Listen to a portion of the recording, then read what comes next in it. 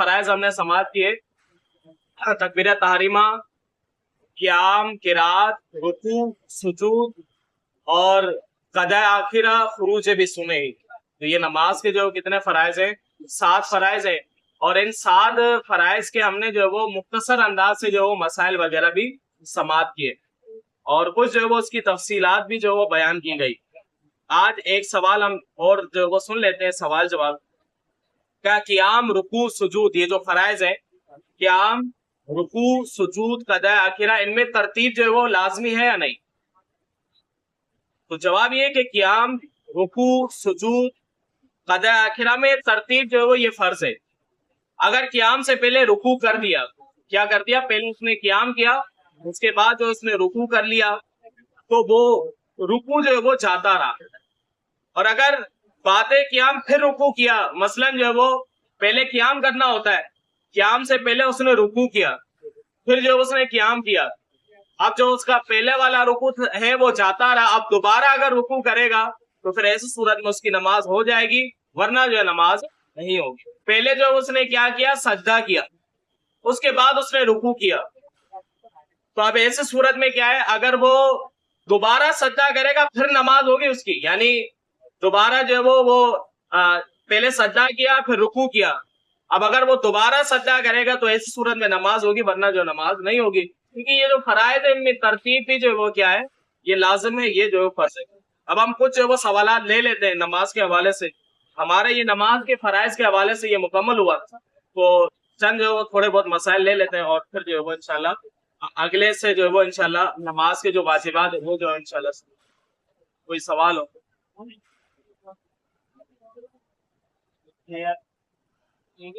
فاتحہ کے بعد 3 آیتیں پڑھنا جو ہے واجب ہے. اب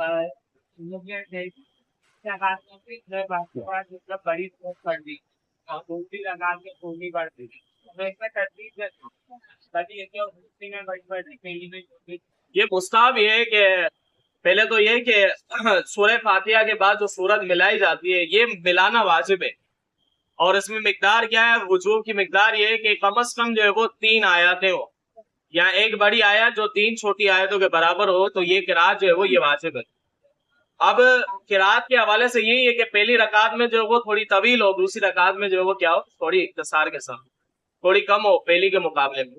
اگر کسی نے خلاف واقع اس طرح کر دیا کہ پہلی میں جو ہے وہ تھوڑی مختصر پڑھی اور دوسری میں تھوڑی طویل پڑھ لی، ایسی صورت میں بھی نماز ہو جائے گی. نماز میں جو ہے وہ زیادہ میں زیادہ یہ ناپسندیدہ ہوگا، ورنہ یہ کہ نماز ہو جائے گی. صحیح ہے.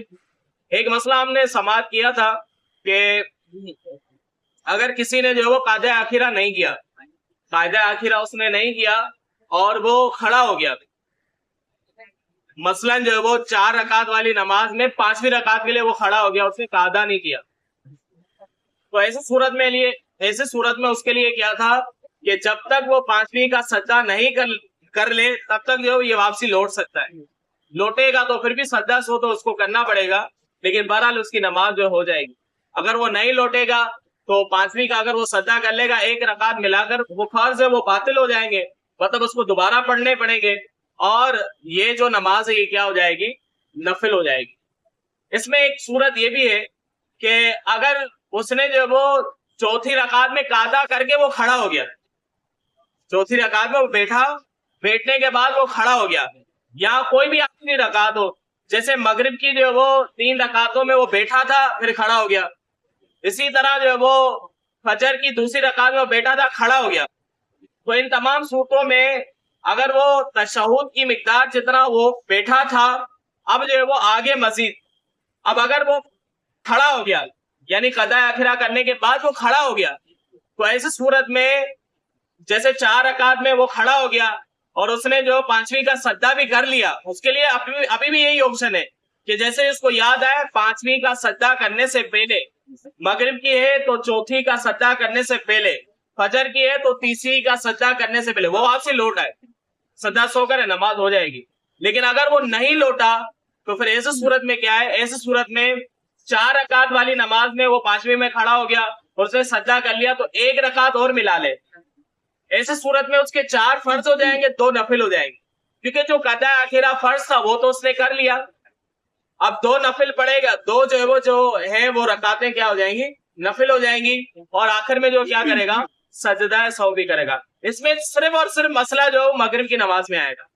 مغرب کی نماز میں جو پھر وہ کیا کرے گا, اس نے چوتھی کا سجدہ کر لیا, تو پھر ایسی صورت میں جو ایک اور رکعت, اب اس مسئلے کو ہم دیکھ لیں گے, بغیر دیکھے جو یہ مسئلہ بیان کرنا مناسب نہیں ہے. جس نے قاعدہ آخر نہیں پڑھا, ڈائریکٹ کھڑا ہو گیا تو اس کو دوبارہ لوٹانی پڑے گی.